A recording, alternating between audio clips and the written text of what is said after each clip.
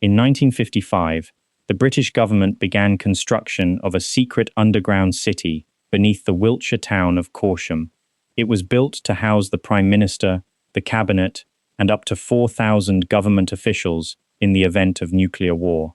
It had a BBC studio, a telephone exchange, its own water supply, and enough food to sustain its population for 3 months. For nearly 50 years, this city existed beneath the English countryside, while the people who lived above it had no idea it was there. It was not on any official map. It was not acknowledged in any parliamentary record. When journalists asked about it, they were told it did not exist. It was called Burlington, and it was one of 12 places across the United Kingdom that were removed from official maps, denied in official statements, and kept from the public for decades.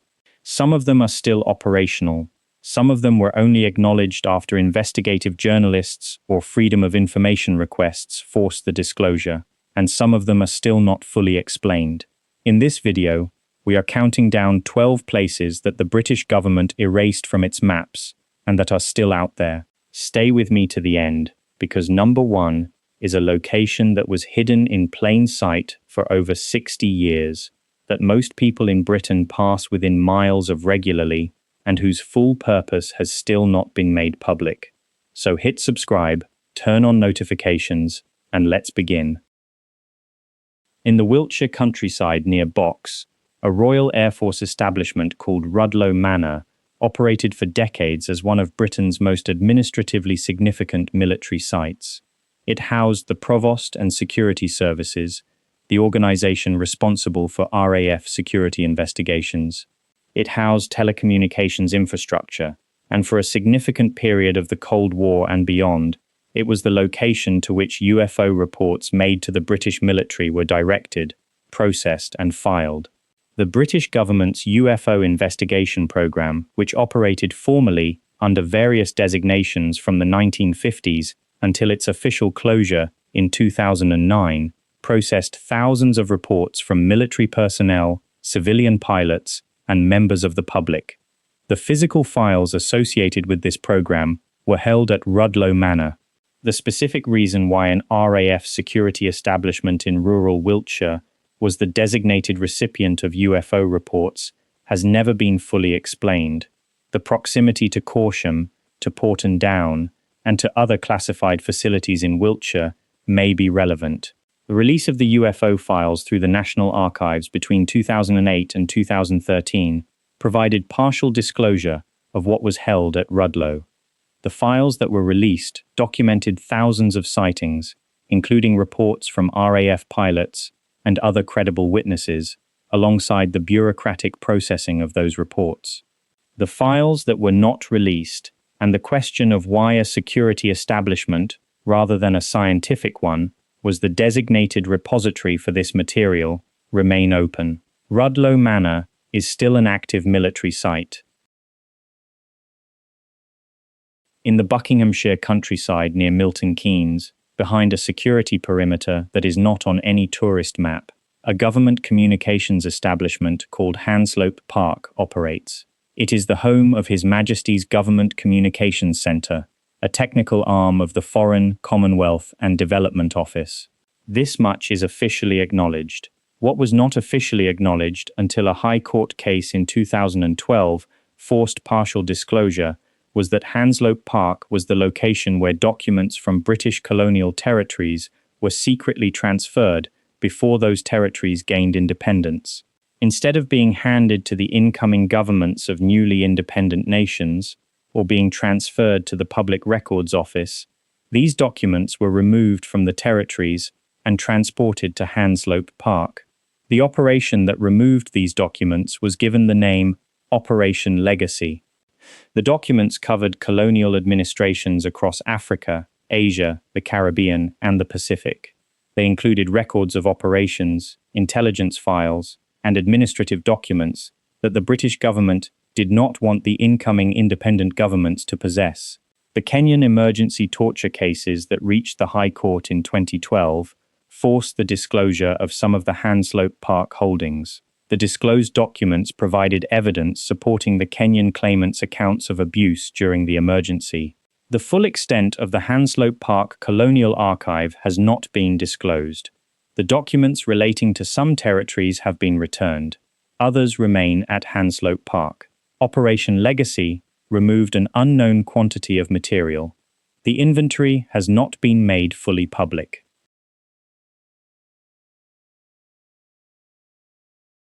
On Salisbury Plain in Wiltshire, a government science facility has been operating since 1916, Porton Down. It is the Defence Science and Technology Laboratory, one of the most significant military research establishments in Britain. It is not secret in the sense that its existence is denied. It appears on some maps.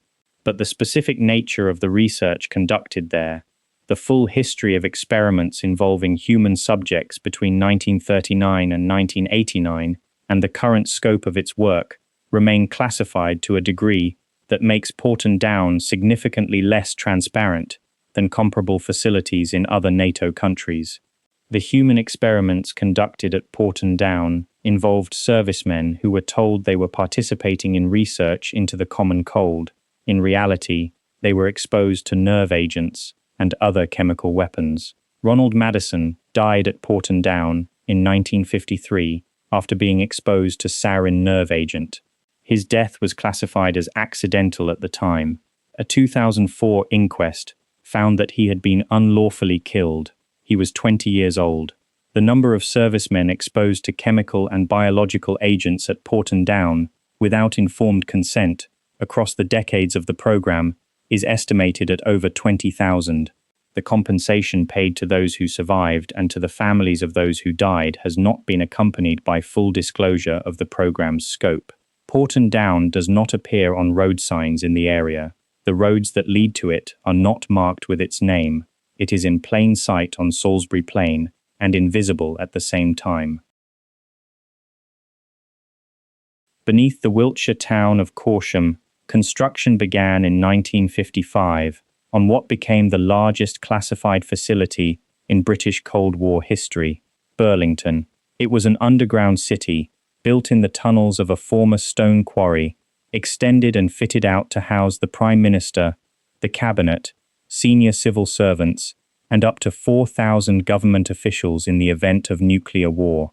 It had a BBC studio from which the Prime Minister could address the nation. It had a telephone exchange capable of handling government communications after a nuclear strike. It had a hospital, a pub, a canteen, and a lake of drinking water. It was fully equipped and maintained in operational readiness for decades. The people of Corsham who lived above it were not told. The facility was not on official maps. Its existence was denied in parliamentary answers. It was maintained at considerable public expense, while its existence was officially non-existent. Burlington was partially declassified in 2004, when its existence was acknowledged, and it was put up for sale. The sale did not proceed. The facility remains beneath Corsham, no longer maintained in operational readiness, but physically intact. The tunnels are still there. The equipment, in varying states of preservation, is still there. The lake is still there. An underground city, built for 4,000 people, sits beneath an English market town, acknowledged but not open to the public, and not fully documented in any form that is publicly accessible.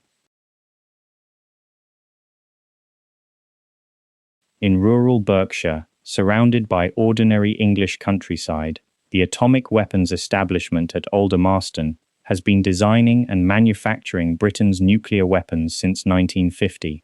Its existence is not secret.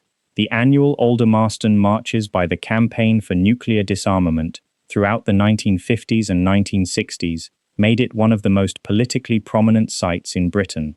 But the specific facilities within the Aldermaston site, the waste disposal arrangements, the full history of radioactive contamination in the surrounding area, and the current operational scope remain classified to a degree that the surrounding communities have consistently found insufficient for their health concerns to be properly evaluated. Environmental monitoring around Aldermaston has documented the presence of radioactive and chemical contamination in the surrounding groundwater and soil.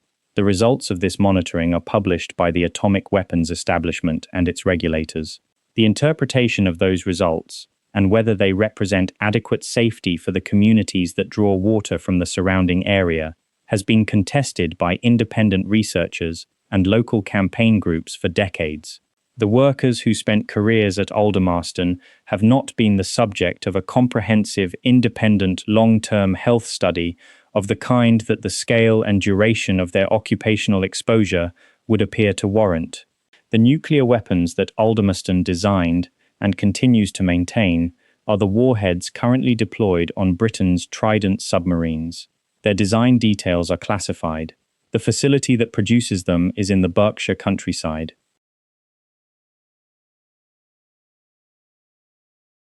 And hey, before we reach the final 6, if this video is showing you a United Kingdom whose classified infrastructure is considerably more extensive than the government has chosen to disclose, hit the like button and share it with someone who thinks everything important happens in London, because the places this video is examining are distributed across Britain, in plain sight, deliberately unlabeled, and the next one is on a Cornish clifftop. Now, let's continue.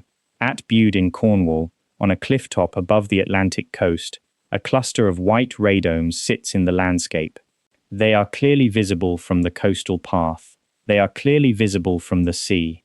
They belong to GCHQ, the government communications headquarters, which operates the Bude station as an interception facility for transatlantic communications cables that make landfall on the Cornish coast. The existence of the Bude station was not officially confirmed until the Edward Snowden disclosures of 2013 revealed that it was part of the GCHQ Tempora program, which involved the bulk interception of internet and telephone communications passing through the cables landing in Cornwall.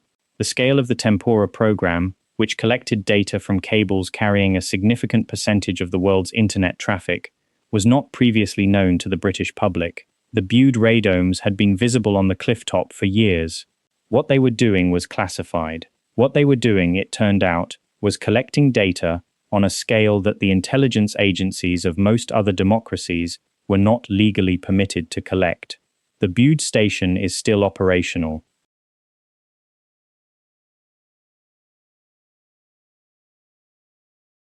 This channel covered Gruinard Island in the video on poisoned places and in the video on British Islands. It appears again here because Gruinard belongs on a list of erased locations for a specific reason that is different from its contamination history. Gruinard Island does appear on Ordnance Survey maps. What was erased was not the island but the information about it.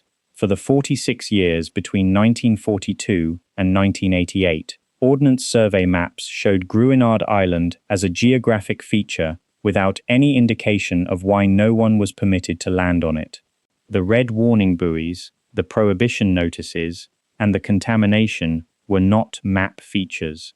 The standard OS map showed a small island in Little Loch Broom without any indication that it was the site of a British government biological weapons test that had contaminated the island with anthrax spores. People sailed past it. People looked at it on maps and planned to visit. The local fishing communities knew. The cartographic record did not. This is a specific form of erasure that is different from removing a site entirely, leaving the geography, but removing the information that makes the geography legible. Gruinard Island is on the map. What happened there was not, and the current OS maps of Gruinard Island, which show it as an ordinary island that happens to be uninhabited, still do not explain why it has been uninhabited since 1942.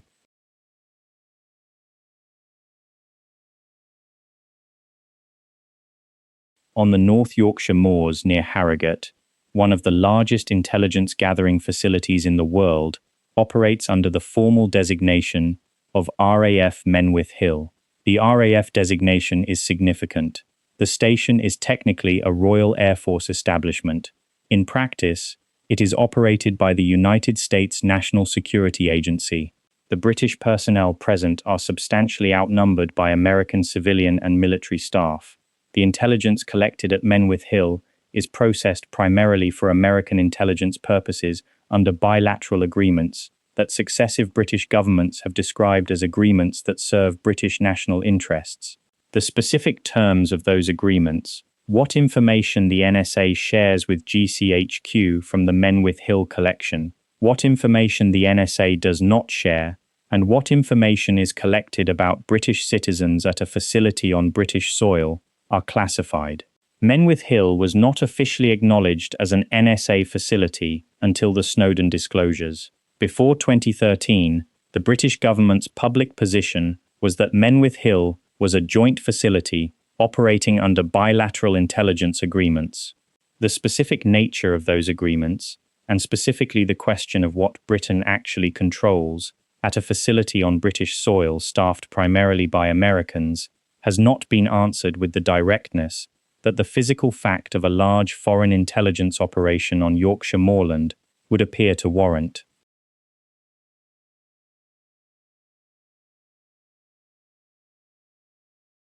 Maralinga is in South Australia, not in Britain, but it belongs on this list because it was a British classified program, operated under British classification, whose files are held in British archives, and whose full documentary record has not been made available to the Australian government or the Australian public.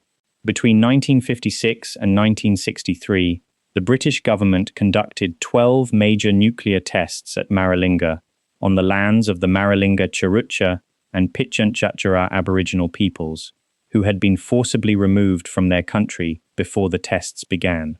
The contamination from those tests, and from the minor trials that preceded and accompanied them, left plutonium and other radioactive material in the Australian desert that will remain dangerous for over 20,000 years.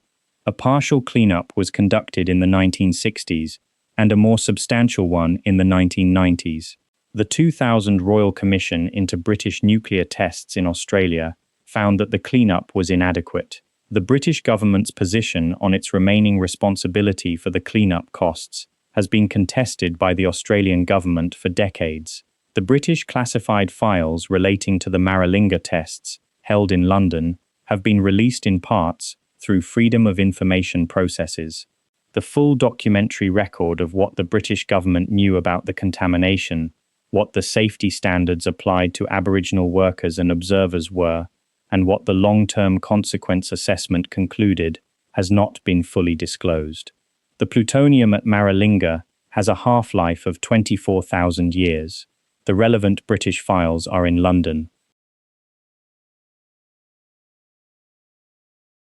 On the Suffolk coast, Sizewell Nuclear Power Station has been generating electricity since 1966. Sizewell B, the pressurized water reactor that opened in 1995, was the most controversial British nuclear planning decision of the 1980s. The public inquiry into Sizewell B was the longest planning inquiry in British history, lasting over 3 years. The planning documents, the safety assessment files, the site selection documentation, and the comparative risk analysis were subjects of the inquiry and are formally in the public record, but the specific safety incident records from the operational history of British nuclear power stations, held by the operators and the regulators, are subject to classification arrangements that mean the full operational safety record is not publicly accessible in the way that equivalent records are in some other nuclear power nations. The National Nuclear Laboratory and the Office for Nuclear Regulation publish safety reports. The specific incident classification system used determines what is and is not disclosed publicly. Incidents below certain thresholds are not publicly reported. The cumulative record of below-threshold incidents across the British nuclear fleet over decades is not publicly available in aggregated form. The communities that live adjacent to Sizewell have consistently requested access to the full operational safety record. The regulatory framework has consistently provided access to the disclosed portion of that record. The gap between what is disclosed and what is held is not quantified in any publicly available document.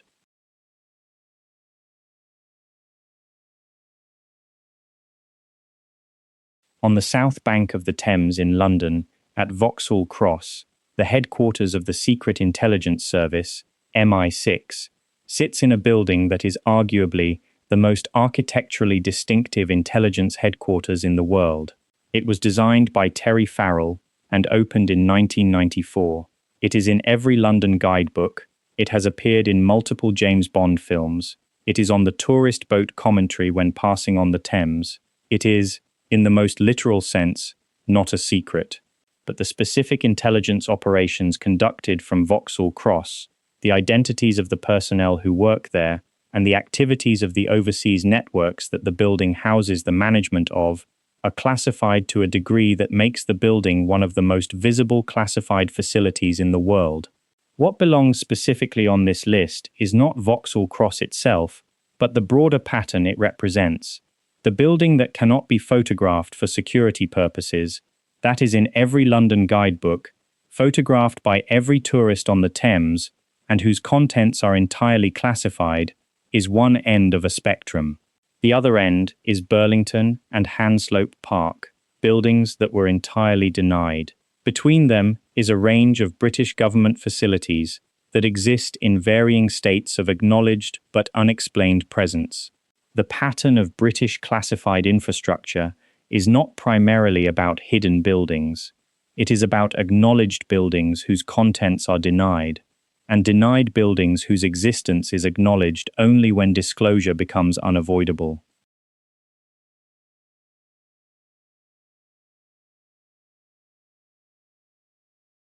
And now we have reached number 1. And number 1 is not a single building or a single site. It is a network. In the years immediately following the Second World War, the British government constructed a series of underground facilities, tunnels and communication networks beneath London and other major cities, designed to allow government to continue functioning during and after a nuclear attack. Some of these facilities have been partially disclosed. The Cabinet War Rooms are a museum. The Kingsway Telephone Exchange, the deep-level facility beneath High Holborn that housed a critical Cold War telecommunications hub, was sold in 2008 and has been the subject of limited public access since.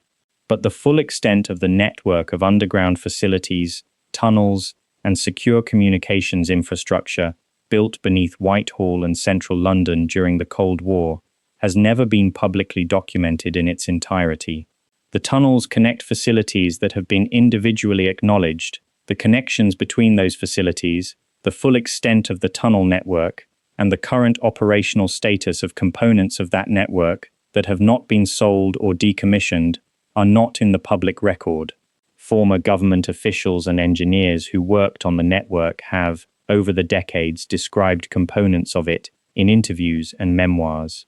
What those accounts collectively describe is a parallel government infrastructure beneath central London whose full extent has never been mapped in any publicly available document. The British government that operates above ground in Whitehall operates above an infrastructure whose full scope is still, in 2026, officially unacknowledged. It is not on any map. It is beneath the most mapped city in Britain, and it is still there.